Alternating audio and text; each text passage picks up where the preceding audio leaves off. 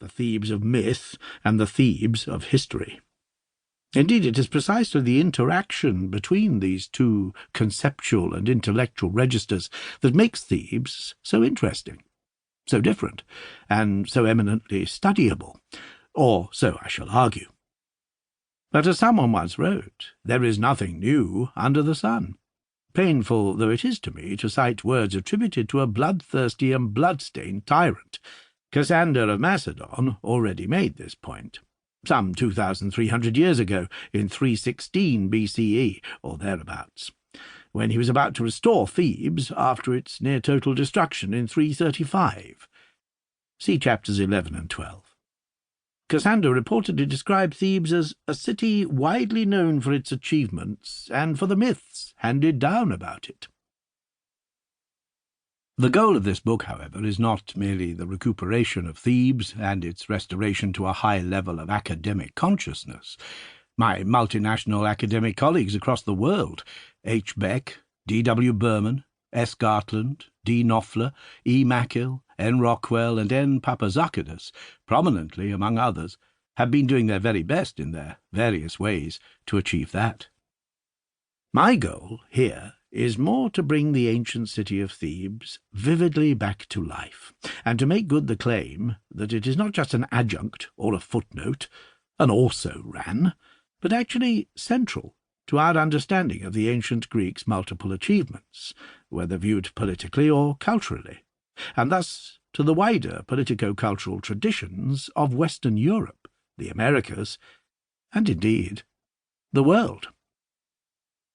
Trumpington, Cambridge, November 2019.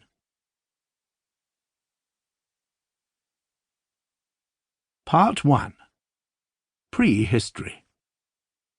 Chapter 1. Introduction. From Myth to History.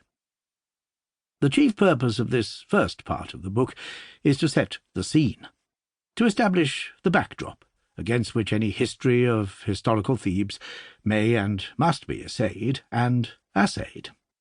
It aims above all to make clear both the differences and the interconnections between the Thebes of myth and the Thebes of history, the twin cities that are our inspiration and objective. Historical Thebes may be taken to begin at around 700 BCE, but as noted at the beginning of Part 2, all periodization is at least somewhat arbitrary and rough. My prehistory, for example, includes what I have called proto-history, as well as what I and others call the Dark Age, or Early Iron Age. Prehistory strictly should be text-free, but historians of prehistoric Thebes have both the Linear B tablets and the poetry of Homer to factor in, so the term has to be interpreted and applied rather liberally. To set the scene, a brief review of nomenclature and geography is followed by a survey of the available ancient sources of evidence, both written, including epigraphy, and unwritten, archaeology, including art history and numismatics. The origins of the name Thebai, a plural form, hence the English transcription Thebes, or the German Theben, are lost in the mists of time.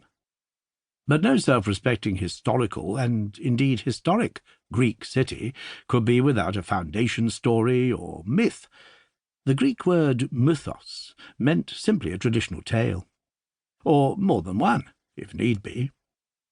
The ancient Greeks, who called themselves Hellenes — Greeks is a legacy of the Romans and not an entirely benign one — were myth-makers par excellence.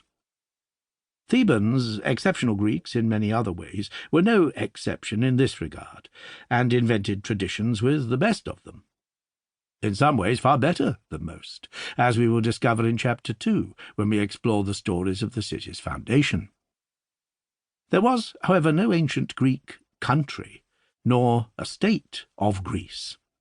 Hellas, the Greeks' own term, meant the ancient Greek world, a cultural as well as geographical space that embraced all areas of permanent Hellenic occupation, where Hellenic mentality and social practices predominated. The heartland, Old Greece, was the southern Balkan Peninsula and adjacent islands.